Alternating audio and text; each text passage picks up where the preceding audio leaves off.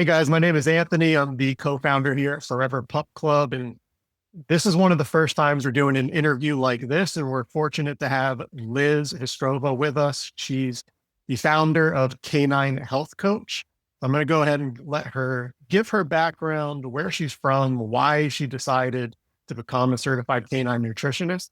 And I think we'll be discussing plenty of good topics that should be very, very beneficial for whoever's watching this video. So go ahead, Liz. I thank you, Anthony, for the great introduction. Yeah, so just to give you and everyone like a little background of my story. So I grew up in Bulgaria, and I was always surrounded and raised with dogs. And I just remember we never went to the pet store specifically to give them kibble. It was always they ate what we ate. So we grew everything on our land. So, we had like a garden, our animals were raised there.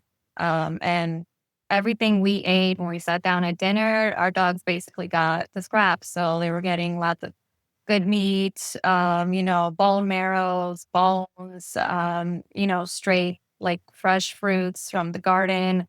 And I honestly could never remember like them having any chronic diseases. They were not obese. They never had itchy skin, no cancer. They lived until they were like in their late 20s.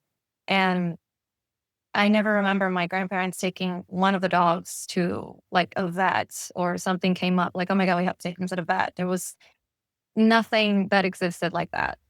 And fast forward some years later, when I came to the States, I had my own dog, Nala, and I got her as a puppy. And by the age of 3, I started noticing something terribly wrong, like going on.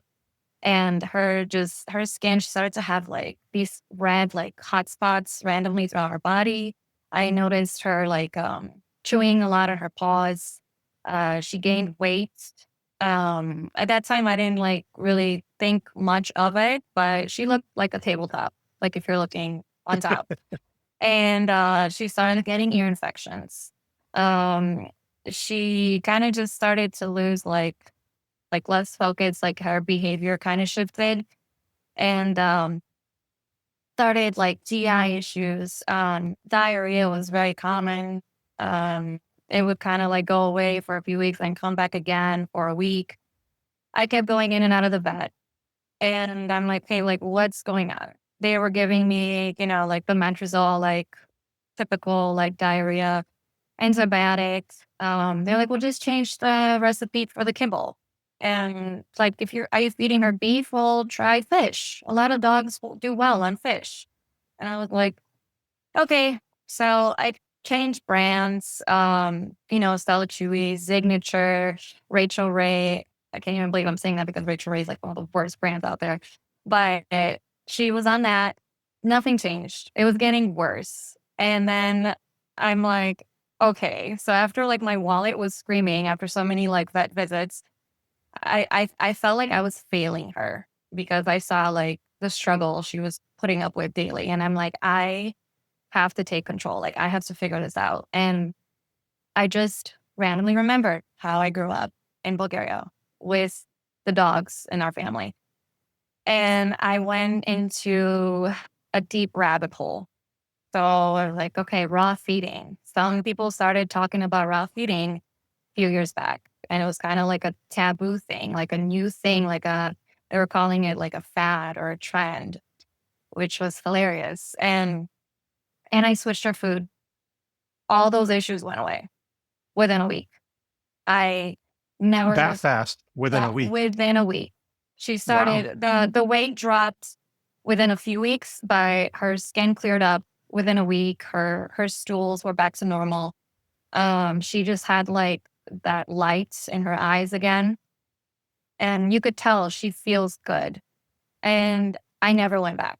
So I started doing deep research and I just saw the horror stories from pet parents and the the like huge epidemic of chronic disease that dogs are suffering with nowadays. And I just went into, again, the dark side of the industry, and it's multi-billion-dollar industry, and the whole way of like processed food is causing our pets' health. So that was kind of my you know, why I started this, because I saw literally like the change and the benefits of what fresh food can do to their body. No, it was very similar to us. I mean, my wife and I were partners in our business and partners in life. And, we have always had dogs since we were kids. And just something that we're very passionate about is physical fitness, nutrition for ourselves. And then I don't know why it took us so long, but then at some point, about 2, 3 years ago, we really started questioning it for our dogs as well. And it's like, okay, if we're so conscious about being physically fit and exercise and implementing fresh foods and making sure we're getting vitamins and minerals from whole food sources, like, why aren't we doing that for our dogs? And then, kind of like you, we started going down that rabbit hole, and it was kind of prompted by our one dog, Savannah, starting to get bad issues too. She was very overweight because she's a very, very small golden retriever. I mean, her face always looked like a cute puppy, but you could tell like she was having some issues right around 6 years old, and she's about to be 9 this year in about a month or two. But around 6, perfect weight for her is about 40 pounds, and she was 62. So she was 22 pounds Yeah. overweight. And you think golden retriever and 60 pounds, that still sounds small. But like I said, she's very small golden Yeah. retriever. 40 pounds is her perfect weight. That's what she was when she was 2 and 3, and she kind of ballooned up to 42. And we're just following the dosage guide on kibble bags. And she was fed kibble for the first 6 years of her life. So in addition to being overweight, B was like incontinent. So there's a number of reasons why that can occur, but if she was doing it like once a week at least, she would just be laying there. She'd get up, her backside would be like wet, and you could see it on the floor, and she'd kind of drip on her way outside when we would let her out in the backyard. And then the third thing she had going on is she was super energetic always. And when she would want to play, which she's super active, she would just start limping like later in the day or maybe the next day. So you could visibly see hip and joint issues starting to come into play. Mhm. So, like you, we're like, okay, let's go ahead. I think this could be nutrition related. She's young still. There's no way that she has Yeah. some major problem going on. And that's when we start right around the time as we were thinking about starting this company is when we switched over to fresh food because that's what we believe in. And we got to go take, if we're going to do a company, we got to go in the direction that we believe. Because if we don't believe it in ourselves, there's no point in doing it. Um, so that's why we became such advocates for fresh food. Because when we started home cooking for her, the accidents stopped. She'd go for 2, 3 mile walks. She'd play fetch. There was no more limping. It took months, of course, for a dog to lose 20 pounds, but he went from 62 right back down to 40 to 42, 43, which is like her perfect couple pound weight range. That's And amazing. And perfect. it's also, again, when dogs are overweight, it just takes a strain on their joints so much because they're carrying all of that weight. And it is Right. hard for them to do activities because, it is holding up so much weight. So it's just, yeah, amazing how like it goes hand in hand when you saw her drop down the weight to her ideal weight. And then all of a sudden her joints feel amazing as well. And also because she's getting nutritious food. All of it. All of it. And it was more than that. Like it's hard to explain until you do it for yourself. But like when you see Yes. your dog eat a freshly home cooked or raw meal. I know you do raw, we do gently cooked. So either way, I think both are excellent options in Yeah. comparison to everything else that's out there. But she would eat her meals. She'd be rubbing along the couch. She'd be like rubbing her face on the carpet. She'd be doing like figure eights in and out of my legs. Just like you could tell she was actually grateful. Like, wow, thank you. You Yeah. actually gave me like yummy, delicious, and nutritious food. Like her demeanor just completely changed. She was back to her puppy self. And that's kind of why we named our company Forever Pup Club, is because she was 6, and now she's going to be 9. But like she just her face looks like a puppy still, so we always called her like our forever pup. Like she's just always going to look like a cute puppy. So Right. the name was kind of stemmed from her. And then we have our other dog Malibu as well. Thankfully, doesn't really have those issues. She's spoiled. Most of her life has been on fresh whole foods, with the exception of I think 2 years. For Savannah, unfortunately, it was 6. That's why I think it's good for people starting now. It's like if you have a puppy, or if you're in your first like year or two of having your dog, obviously the earlier the better. But if you can start with fresh home cooked food or feeding raw from day one, like think about how many years we unfortunately will have to look back and think like, if she has a health issue arise one day down the road, like could it have been from those first few years of being on that ultra processed kibble that now we've Right. come to hate, but we didn't know any better We before. didn't know. Yeah, and it's hard because, um, sorry, you might hear my dog in the background. She's having a dream. Oh, it's yelping, chasing something. But yeah, it's hard because the marketing is everywhere, and you go into the pet store and you're just bombarded with all these like, just pristine, shiny, pictures and images of like real beef or chicken on the front of the bag. And it said, like perfect for, like all stages, or perfect for like puppy or, senior dog. And it's just like for somebody that doesn't know, and you go into the store and you're just like, you feel overwhelmed and you don't know, like, okay, what is best for my dog? And a lot Right. of people don't read the back of the bag, but we'll get into labels as well. Yeah, yeah, for sure. Well, I think the easiest thing for people to remember is dogs have been around for thousands and thousands and thousands of years. Kibble's only been around since I believe like the 50s is when it really became a popularized and commercialized thing here, at least in the US. If my memory serves me correctly, maybe you know better than me, but I believe World War II was one of those things that really started Push that. like Mhm. pushing how we know kibble today. Yes. um, and when you think of how young kibble is in comparison to how long dogs have been, here with us on this planet, Mhm. it's kind of eye-opening to think how we just know dog food, when before Yes. that, food was just food. There's species appropriate food that's better for them that they should, get more of. But I'd love at some point to get rid of the stigma of like dog food being a thing when it's Mhm. just species appropriate food. Exactly. And yeah, because it's like how the dog survived before us. And it's they if it wasn't for, human interaction and that we would start to have with dogs, they would still be eating a species appropriate diet.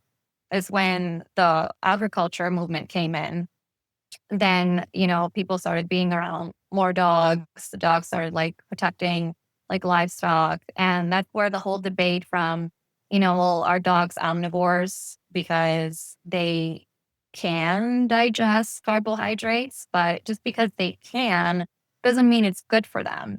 It's just like us, Right. it's like I can digest donuts, but it doesn't mean that my whole diet will be donuts every day. It doesn't mean that it's good for me long term.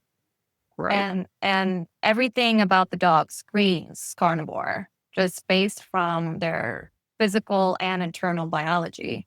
I mean, like their jaw, it goes unhinged like this. It can't move from side to side. That's an omnivore's jaw.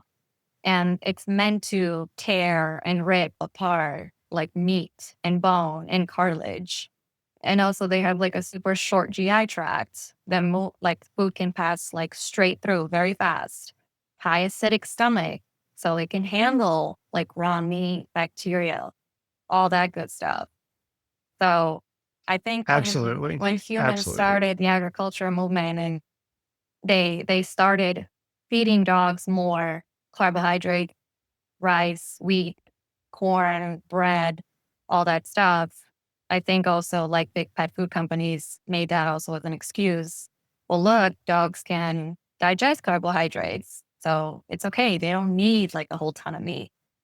So I think, yeah, just the marketing in the Kibble Yeah. industry. Like, Yeah. one of Well, the kind of leads me to what you have on your website and kind of the direction that we've gone ourselves. Like right on your homepage, you pretty much have that Kibble's failing our dogs and let's fix that. And Mhm. for us, it's not the way that we started. We started with home cooking for our dogs, and we wanted to ensure that they were getting all their nutrition and that there weren't vitamins or minerals that they could be missing. And we wanted to bridge that gap. So we launched our company with a product called Super Greens Plus that was based on 12 different fruits and veggies that which my dogs again, love. thank you. But the direction that we're going is like supplementation is great. And it's important to fill those gaps if that's where you are in your stage of feeding your dog.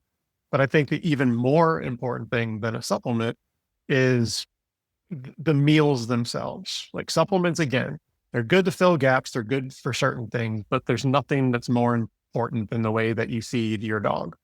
And we'll talk about what we're going to do like later on as a company because we're moving in that direction instead. But we started a movement called I Hate Kibble. And you have ihatekibble.com that explains more about what we're doing here near the end of the year. But I think it aligned well with your, statement as well that kibble is failing our dogs. And I think that certain nutritionists, if not most that I've spoken to, perfectly align with the conversation that we're having. For some reason, there's some vets that agree with us. There's others that still blindly push kibble, unfortunately. But, with that being said, like what's really in kibble that you like steer your customers away from it? Mhm. Why is it that you go more towards fresh foods, whether it's home cooking or raw? Like, what's the biggest problem that you've seen with kibble? Gosh, how much time do we have? Um, well, and I totally like I understand. Some people for whatever reason they cannot go fully on a fresh diet, whether that's cooked or raw. So for the meantime, they are more comfortable feeding kibble. There are, you know, I don't want to say good quote unquote kibble brands, but there are a little better than others. You take your Hills and Purinas, and if you like look at the back of that bag, they would put, I was just looking at the Purina Pro Plan the other day, and the first ingredient is chicken. Now they do it by weight, but the chicken is raw when they measure it. And after it's heated up, all the water is taken out. The chicken weighs close to nothing. So, and they're saying like, well, it's by weight, so the chicken is the most that consumes a part of this product, and that's not the case. And then you see a bunch of carbohydrate. So like rice, wheat gluten, cornmeal. I mean, just stuff that is so not digestible, beet pulp. Like, what is that? And also, I tell my clients to steer away from anything that says byproducts or anything that says meal, any like artificial colors, that's a given, any like preservatives, additives, because everything that is banned in human food is allowed in pet food. So Yeah, dairy which ingredients that crazy. are allowed in the pet food industry. I mean, just like restaurant grease, dead, diseased, dying animals, roadkill, um, pentobarbital, the stuff they used to euthanize our dogs and cats. And they take all of the dogs and cats after they're euthanized, and then some of them they end up in the rendering vat. So you don't know what is in your dog's food. And also like the crops. So like not only is your dog on this high carbohydrate diet, but the crops they use for those high carbohydrates are so low quality. They're sprayed with like so much glyphosate, which can create chemicals, then can also create problems. We're talking about cancer. And they actually tested the urine of dry fed dogs, and it showed they had 500% of glyphosate in their urine. I mean, it is just ridiculous. And in some of the kibble brands that say like, oh, now it's omega-3s or fish oil. Hey, tell me how that fish oil compares to you giving your dog a fresh sardine. After that fish oil or fat has been rendered, heated 7 times over and over and over and over again under high heat, extruded, and then it sits on the shelf for God knows how long. You bring it home, you open the bag, and that fat oxidizes and it just sits in your cupboard. And then your dog Yeah. is eating it. How does No. that compare? So you're telling me that my dog is getting all of his omega-3s rather than me giving him a fresh sardine, like actually from a real food ingredient.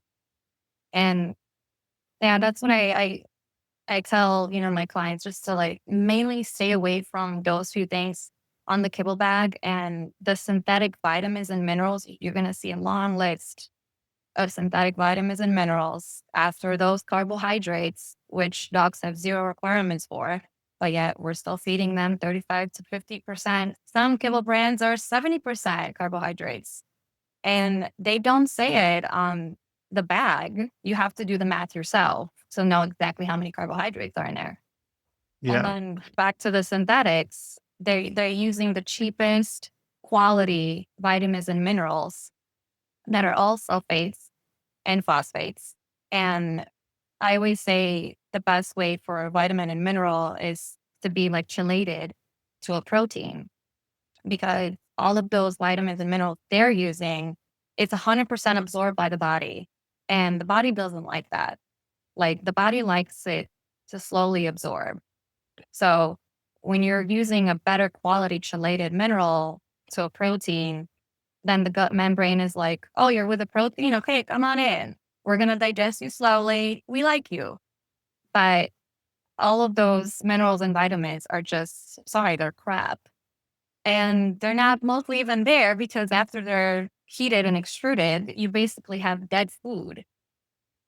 Right. Which leads to why you see all those vitamins and minerals listed as ingredients on the ingredient Yeah. panels, because all the whole foods that sound good and sound nutritious, and why you might look at the ingredients and be like, oh, well, look at all these fruits and veggies and good things that it has included. Well, if that was the case, there would be no need to spray that kibble with all these synthetics. The reason that occurs is because the kibble was cooked at such a high heat with such high pressure that all nutritional value was stripped from those really good ingredients that you see in there, which is unfortunate because it could be done in a much better way. I wanted to bring up two things. So one, the first thing I'd like to get your take on was in regards to why vets and certain individuals might still recommend kibble. Hmm. Like going back to that, I believe, and we've referenced it, and a lot of people reference it, and I believe that's maybe a reason why vets still do, is an older UC Davis study that's recommends and shows that 95% of home cooked meals were nutrient deficient with some level of missing vitamins and minerals. And those deficiencies could harm your dog long term. And they'd rather see you have a fully balanced meal than have a deficiency. Okay. If those deficiencies were no longer an issue, Okay. how can you make the argument that kibble's better than fresh food? Because I don't believe that argument exists. Well, let's look at kibble. So, how many bags have been tested and shown up as two-thirds out of the bags tested showed deficiency in their nutrients? And they're also, I thought it was complete imbalance. I thought it was everything that my dog needed. So, you can't really make a valid argument that if I'm trying to feed a fresh diet, that it's not complete and balanced. But yet, a lot of kibble has been recalled for being, deficient or over the limit of safety in certain minerals and vitamins, just like the vitamin D toxicity recall from Hills. So many pets That died. was a big one. That was That was a a huge huge one. one. There's a group in Facebook right now. Like you can look it up on your own. I'm sure you'd find it easy if you did a Google search on vitamin D, uh, recall, but yeah, I mean, there's hundreds of thousands of people in Facebook groups for that Yeah. reason alone, Yeah. which would never occur naturally. If your Yes. dog was simply eating fresh foods and they ate too much of a certain specific ingredient, their body would just process it. They'd probably pee it out just like any human would do if he ate a little bit too much of something. But Mhm. you could have thousands of percentages over on a synthetic accidentally when it's being added into a food. You're never going to eat so much of one ingredient to have that level of excess vitamins to where it becomes a poisonous issue. And it's very, very dangerous because you're relying on these brands to keep your pet safe. And actually, like these standards for, the minimums and maximums came when NRC actually started, back in the 70s, when there was like the whole taurine debacle, when there was no taurine in cat food and all these cats started dying.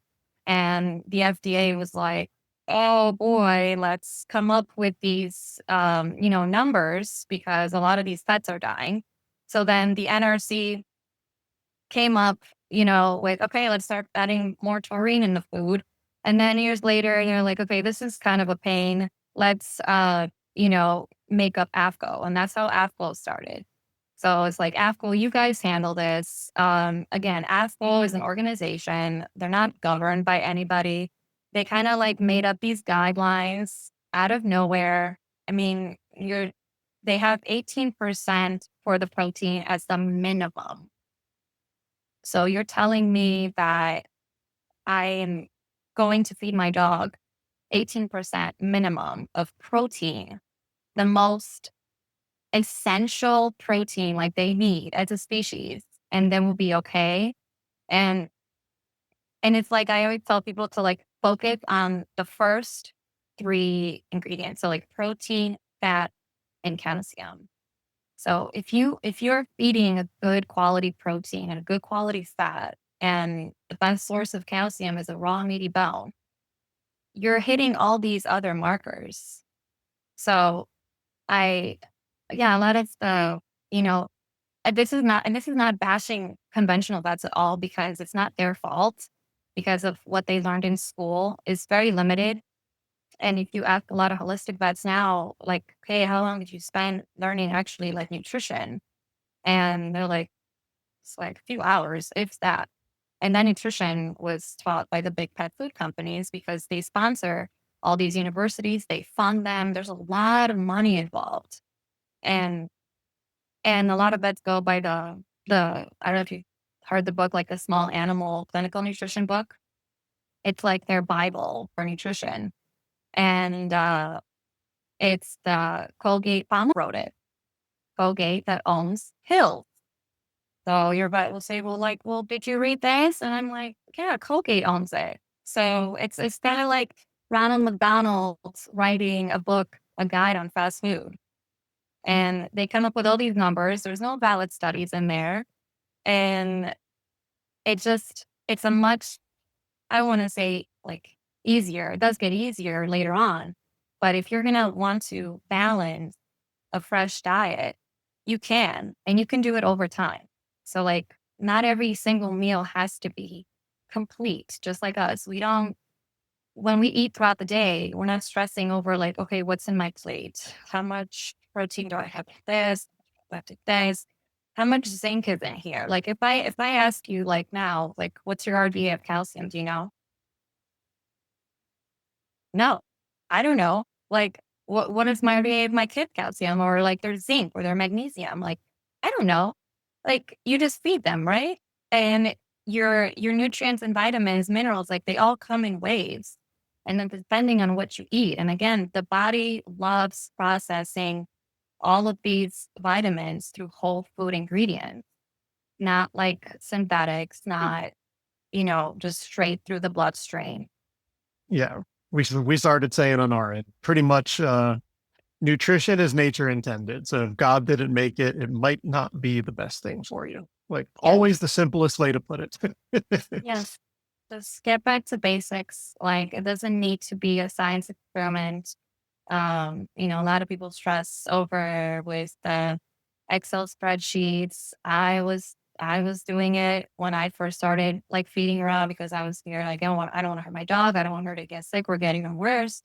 Um, but then, after following many people in the industry, a lot of vets, a lot of important people, and I was just like, "Well, no, it's just yeah, this makes sense. Like I don't need to stress over an Excel spreadsheet. And I can just as long as I know what my dog should be eating, the basics as for them as a species, and I rotate and I vary their diet every day or every few days.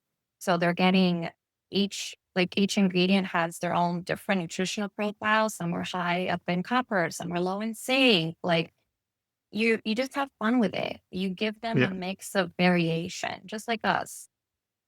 Switch it up. They'll love it, and plus I think Yeah. a whole nother topic, but like the whole kibble thing has caused a lot of people to believe that their dog has allergies when I believe that it's probably more so intolerances due to bad gut health.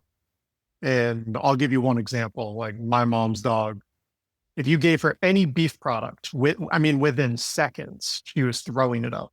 And like within seconds, it was just an instant reaction, the snap of the finger. You Mhm, gave her a piece of beef, 2 seconds later, she was throwing it up. And this was going on for almost her whole life. mhm, And because of us, they started home cooking for their dogs. And I'd say it took about a year, mhm. but a year later, after being on home cooked meals, she's eating beef perfectly fine. Yes. So it's like, was it really an allergy? Because it's Right. not like she was microdosed beef to where her body became immune to that allergic reaction anymore. It Mhm. got to the point where her gut bacteria was just so much healthier than it ever was in her entire life, where all of her other health issues cleared up. I can go way in depth on that too, because she had Mhm. half a dozen health issues herself. Like my mom was severely afraid her dog was going to pass away at an early age. And after a year of home cooking, she's kind of like what happened with Savannah for us and you with your dog. It's like she's a puppy again. But that beef allergy is essentially gone. So I believe that a lot of people just have these intolerances that they believe are allergies that could be essentially cured because it's not really something that needs to be cured. It's just Mhm. your dog needs better gut health. It could be through Absolutely. fermented foods. It could be through fresh, raw, home cooked. Like there's various ways that you could do this, but Mhm. kibble's the cause for most of this. And I can't tell you countless times where we've done in-person events in the Fort Lauderdale area where people were saying, oh, can't have chicken. Oh, can't have beef. Can't have this. Can't Yeah. have that. And some of them are going to be legitimate. There's some dogs legitimately have an allergy, Yes. but I'd be willing to guess that most cases are an intolerance that could be essentially cured through a better diet over Mhm. an extended period of time. Mhm. There's actually like less than 2% of real allergies that dogs actually have. Um, and everything else is intolerance, as you said, because of the ingredients that are in kibble. And it's not just, um, the beef part or whatever parts of that animal they decided to stew up in the vat, but also the toxins and the chemicals and the additives that go into that bag as well. And it's funny you say because my dog was the same. I couldn't feed her chicken formula kibble at all. And now she's eating chicken necks, chicken thighs, totally fine. There's no problem. Amazing how that works, right? Funny. Yeah. I wonder why. And So, I probably should have put her on Apoquel first and then before fixing the diet, just like, right. how many vets recommend because your dog has allergies, but don't fix the diet. Don't worry about that. It's fine. So I want to switch topics here a little bit because I think I want to stick slightly on kibble, but I want to compare it to a few other things. Before I do, like, let's lay the land on this next topic. I want it to be like kibble versus air dried versus freeze dried. Like, I would like to get your opinion on the difference between those. My reason for it is this. I want to highlight the direction that we're going in our company, which is going to be that we're creating a base mix right now that we'll hopefully be able to launch by the end of the year, as long as we stay on our timeline, which would be all organic, whole food ingredients with zero fillers, zero synthetics, everything species appropriate. So that way it makes raw feeding and home cooking easy. Like the Mhm. guesswork is gone, your base is there, gives you the flexibility of rotating proteins that your dog can currently handle. And hopefully, once those intolerances that we just mentioned are gone, you can rotate even more once their gut health is like fully restored. But while we were going down this path in this industry, I'd say the first dozen phone calls I made to manufacturers in the pet food space were essentially telling me that the product that I'm envisioning can't be done because people don't want it and nobody wants to do things at home. And people only want kibble, air dried, or freeze dried. So if you're going to go down this path of creating a food for dogs, you need to stick to your path on what the industry says is wanted and do Mhm. kibble, air dried, or freeze dried.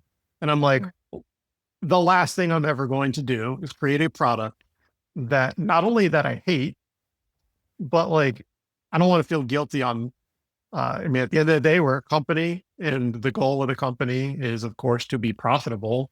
But I would never want to release a product that would I view as harmful for dogs. Of course. If we're going to profit, it's going to be because we're improving dog health at the same time, not That doing the that's why you opposite. started it to begin with. It's to improve Exactly. dogs' health and lives. And Yeah. our two are at the front of it. Like it's our two, then our families, like we're the ones taste testing. If they don't like it and if it's not good for them, I'm not releasing it to anybody else. So that's kind of what we live by. But since I was being pushed in that direction, I think it highlights a couple things, like how tunnel vision the industry, we'll call them the big kibble industry, still is, because it's like Yeah. stick to the script on kibble, kibble, kibble. And if you don't want kibble, we can't help you. Now, thankfully, after about a dozen or so tries, I did go to Global Pet Expo, like made a last minute decision. I was able, thankfully, to find a few connections that have been in this space that are reputable on the manufacturing side. We have US sourcing, everything legitimate that we're in the vetting process right now. But what is your opinion on those three categories? Is one better than the other? Like, does freeze dried, like, if somebody couldn't do raw or Mhm. home cooking, for example, is there one of the three that you prefer that you think has more nutritious value, that is Mhm. better for the dog? What's your overall opinion? So yeah, between those three, if I had to pick, and those like the only three options, like freeze dried would be first, like that would be the top, um, because just the main thing is how each of these three foods are processed. Because like freeze dried, you're still retaining most of your nutrients just because of the way they're processed, quote unquote, and then air dried. Yes, they're processed. Some could be low heat, some are no heat. It just depends on the brand. Still better than kibble just because of the way it's processed. Like if I had to pick, freeze dried would be top. But also, unfortunately, freeze dried is very expensive as well. And it's not super budget friendly. So I know a lot of people kind of like also stay away from it, just because, yes, they do spend a lot of money of the way they have to process it. But then you also have to look at, again, what are the ingredients? Again, you have to read the label, read the ingredients, people, please. Like if you can stay away from the synthetic mixes, if you can, just find brands that list the animal as like whole foods. Like if I can read the ingredient, I can clearly know what it is. Like chicken liver, chicken heart. Okay, great. Chicken thigh. Awesome. Like blueberries, carrots, spinach. Okay, like I know what these mean. And I'm not like I don't need to like look up in a dictionary like what is this? Like those are like the main points. And also like sourcing. Sourcing is very important of like how the animals were raised, humanely raised. Like what were they eating? Were they grass fed, pasture raised? Because the animals that are raised on grain, they're also supplemented with crappy vitamins and mixes. And when you put them in the food, that omega 6 to 3 ratio, that omega 6 goes way up. And it's leads to like inflammation. Inflammation leads to a disease. And then we can go like down the line. So you have to keep your omega 6 down, your omega 3 more up. So Well, because not only omega the 3 omega helps. 6 and from Mhm. that, but it's not then you're getting more omega 6s because all these, types of foods are typically used with some type of feed oil, which are just The plant oil. extra Yeah. extreme values of, omega 6s, which can lead to all those problems that you just said. It's just, Yeah. I don't agree with it. Anything that we do will be seed oil free. We use various other oils that we view are much healthier for the Yeah. dog, but no, we will not use seed oils in anything that Yeah. we do. That's amazing. And yeah, so like I tell people to like look for like human grade. A lot of brands now are coming up with human grade ingredients. So they're more carefully inspected, they're, more carefully handled. So that's like more important. So if you are not able to, do a home cooked meal or feed raw to your dog, those are very important things to look for like a brand. And yeah, so just good sourcing, good ingredients, whole food ingredients, and the way it's processed. So it retains most of the Yeah. nutrients. Yep. I mean, I'm with you because the protein to me is one of the most important things. I mean, I could argue with you and probably like we would both agree on some level that having that meal be as close to nutritionally balanced is just as, if not more important than the protein itself. But I absolutely think that the next best, if not tied right there for first, is the protein that's being fed. And just seeing kind of behind the curtain on what's going on in the industry with the types of protein that's being included, especially on kibbles. It's kind of like why with our upcoming base mix, I want the person at home to have the flexibility of feeding the proteins. Because if they're going to be sourcing that protein themselves Okay. from a grocery store or from a raw, meat supplier, maybe their local butcher, a farmer's market, they're going to have more control over everything that you just said in terms of knowing how the animal was raised. Is it grass fed? Is it grass finished? Is it organic pasture raised chicken? Like, maybe not everybody can afford that, and maybe not everybody will do that. But the people that it's important to, I think it's very, very good idea to at Mhm. least, if you're using a base mix, you still have the flexibility of feeding Of the protein course. of your choice. And it's still, even if you can't do that, if you can't get the, organic or pasture-raised or grass-fed ingredients, even if you still don't get those ingredients and you get it right underneath or conventionally raised, it's still better than kibble. Right. You're getting So it you're fresh. still Like doing a good job and you're still giving your dog a nutritious meal. 100%. 100. I fully agree. Fresh protein can't beat it. It's like when I think of kibble, like I think, you see it all the time online. People compare it to fast food. People say it's, like eating cereal for breakfast every single meal. And it's like, okay, well, it's like an air dried and freeze dried. Like, so is that comparable to eating like essentially beef jerky? Because I'm Mhm. okay with like intermittently feeding, maybe air Mhm. dried or freeze dried for people that think it's an option. But like, is it really good each and every Mhm. single meal as compared to fresh? Because to me, it's still it's like no moisture. Yeah. Moisture is one of the most important things you can do for your dog. So it's like Yes. I compare kibble to cereal and then air dried and all that as like almost like if you were to eat jerky for every meal, it might make for a good snack.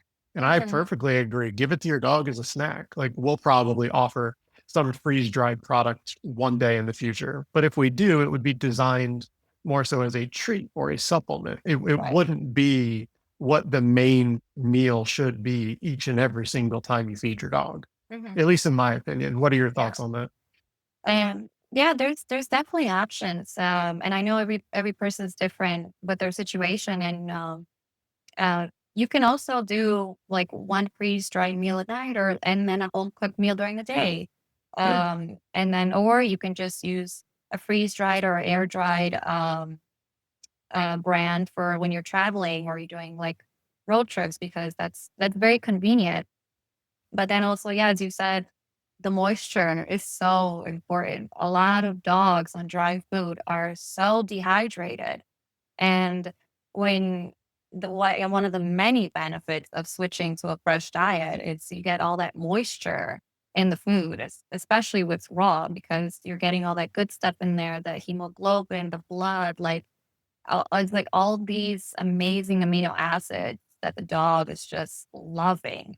And I mean, a lot of people they don't dehydrate the kibble. They don't even freeze dried raw. Like they don't dehydrate it. And you can just, even if you don't have bone broth, um, you can just heat up very, not like scalding hot, but like just a little bit warm, filtered water, always filtered water, nothing from the tap ever. I hope you guys give your dog a water bowl with filtered water too. That's a whole nother thing. But yeah, you could just put it a little bit over the kibble or whatever dry food it is, just kind of mash it out. And then the thing is like nothing has to be perfect. Like just start adding fresh food today. Just start adding it. And it just there's so many studies showing that if you just add 10 to 20% of fresh food to kibble, it reduces disease risk by 90%. But wait, I thought it was complete imbalance. I thought it was everything my dog needed. So how come it showed that if I'm adding fresh food, it actually helps him even more? So Right, right. Not how fresh food is definitely the way to go. I agree with you 100%, but I understand it's not feasible for maybe everybody, whether it's affordability, whether, convenience has always seemed to be the number one thing. Like yeah. to me, like I'd rather be slightly inconvenient and make sure my dog is the healthiest version of themselves and, allow me to spend as many years with them in my life as possible. So I'm okay with being a little inconvenient to have my dogs in my life. Mhm, Maybe other people disagree, but mhm. if convenience is a thing, do 75-25, do 50-50. Like Yeah. work your way. Maybe Yes. you never quite get to 100% fresh And or that's raw. okay. It's still better because you're still giving them some sort of fresh food. And, just you have an extra that beef brisket tonight, like give it to them. Just you're having blueberries with your yogurt, give them some blueberries. Just like anything is better than nothing. And yes, as you said, yeah, like our dogs are family. So you have to look at the big picture. So would you rather pay for prevention or pay for sickness? Yeah, you're gonna be paying for it either way. Yeah. So I'd So rather I'd pay for rather pay for prevention. prevention because I'd rather not pay for my dog being sick. And, none of us want to be at that point. I find So it funny too because it's like if you look back there years ago, there's like all these viral videos going around social media of like this one guy in specific that I'm thinking of, but there's a couple people that like started copying it where they would go around the park or go around the beach with like a suitcase full of cash and they would offer to buy people's dogs.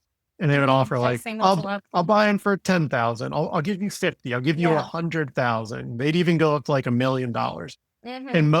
99% of the time people would say, no, no, no, no, no. Like my dog's my family. My dog's this Yeah. important to me.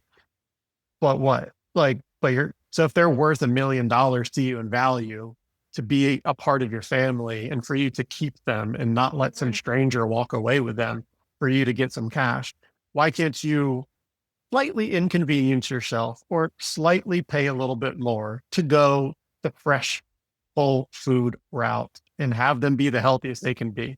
Because if you think they're now worth 100,000 million dollars because you turned that money down, like when that guy at the park offered it to you, Mhm. that means that they're valuable to you. Like feed them like they're valuable.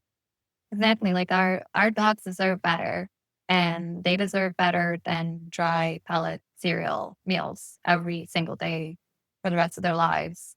And um, yeah, I just think yeah, you hit it right on the head. I mean, if they're that valuable to you, just why don't you just put in slightly little bit more effort and knowing that you're giving them good health and they're feeling good. Um, but yeah, that's, I also think like most people, unfortunately, like they don't know, and they don't know like there is also another side, because they go to their vet on the regular, and that's what's being pushed on them, unfortunately. But that's why, like, we are also so important, and more people are, coming out in this space, which is amazing. And a lot of these expos now, they're only like naturally dog expo, and they're just pushing the species appropriate Yeah. diet. And it's amazing to see, because I think people are starting to wake up more now and starting to question, like, I'm listening to what you're saying is my vet, but I'm gonna go here and also double Yeah. check. Well, I think So more people are waking up, and there's yeah, more and more vets that are going the more holistic route. The ones that yeah, stand out to me that we've become big fans of with Dr. Karen Becker, who really shined the light on a lot of problems in the industry with her documentary Pet Fooled. Like we watched that and we couldn't believe what we just saw. yeah. And she came out with a lot of books to try to help people transition the forever dog. So she's doing a really good job. Another person that we kind of looked up to with how holistic she was Dr. Judy Morgan. I thought that Mhm. she's done an excellent job. We're big fans of everything that she promotes as well. Um, but for maybe the people, for us to kind of wrap up here that like can't do what maybe those vets, Dr. Karen Becker or Judy Morgan suggest, or maybe everything that we've talked about so far today with like a full transition, what would be like a good first step for somebody to take that like wants and deep down knows Mhm. kibble's bad for their dog? How can they start like making a transition over? Just start adding fresh food. Like, it is simple as that. Uh, just give them an egg today, see how they do, see how they like it. Give them a piece of steak the next day.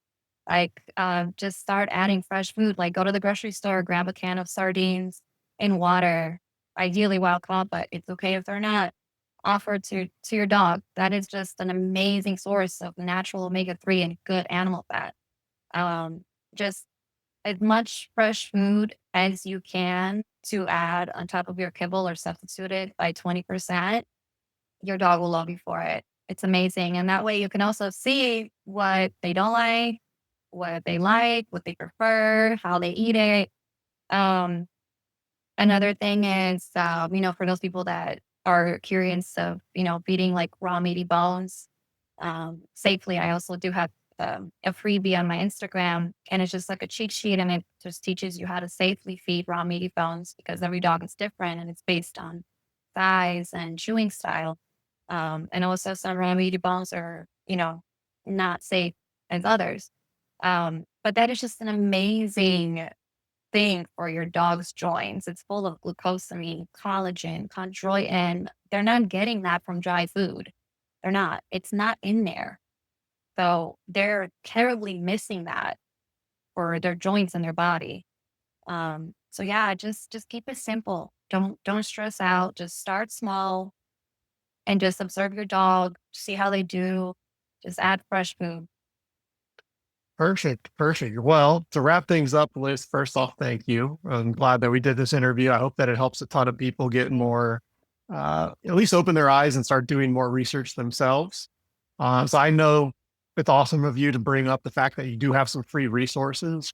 And I know that you also offer one-on-one consultations, whether somebody was looking to start feeding fresh on their own and wanted to have some recipes maybe developed for them, or if their dog had some health issues popping up that really need that one-on-one attention, that you offer those consultations too.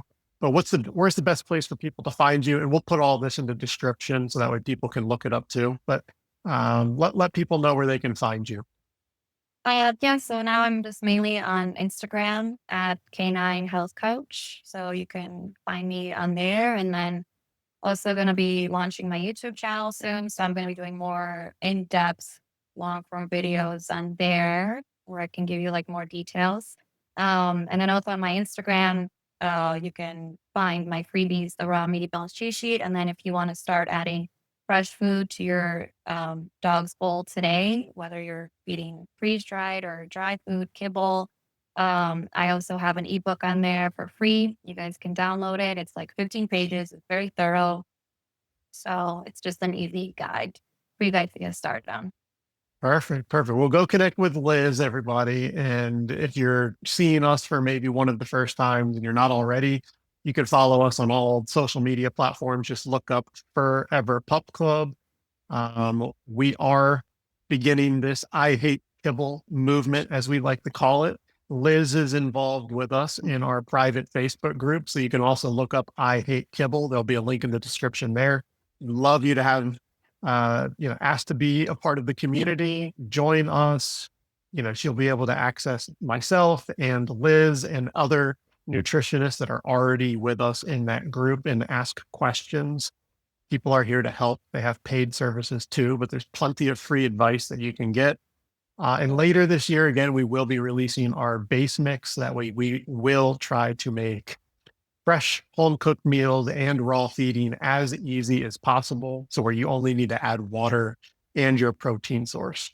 And while we work on that, we do have our whole food multivitamin Super Greens Plus available to you now.